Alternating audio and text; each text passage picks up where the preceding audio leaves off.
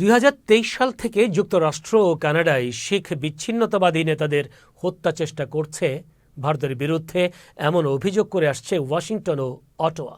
এর প্রেক্ষিতে উত্তর আমেরিকার দেশ দুটির সঙ্গে ভারতের কূটনৈতিক সম্পর্কে শীতল হয়ে পড়েছে অনেকটা। এমন প্রেক্ষিতে ভারতীয় গোয়েন্দা সংস্থা র এর উপর নিষেধাজ্ঞা আরোপের সুপারিশ করেছে যুক্তরাষ্ট্রের ধর্মীয় স্বাধীনতা বিষয়ক সংস্থা commission on international religious freedom. গত মঙ্গলবার প্রকাশিত USCIRF এর বার্ষিক প্রতিবেদন ভারতের ধর্মীয় স্বাধীনতা নিয়েও উদ্বেগ প্রকাশ করা হয়েছে। বলা হয়েছে ২০২৪ সালে ভারতে ধর্মীয় স্বাধীনতার পরিস্থিতি আরও খারাপ হয়েছে, কারণ ধর্মীয় সংখ্যালঘুদের উপর হামলা ও বৈষম্য বেড়েই চলেছে। সেই সঙ্গে ধর্মীয় স্বাধীনতা লঙ্ঘনের কারণে ভারতকে বিশেষ উদ্বেগের দেশ হিসেবে চিহ্নিত করার জন্য মার্কিন সরকারের প্রতি আহ্বান জানিয়েছে মার্কিন কমিশন।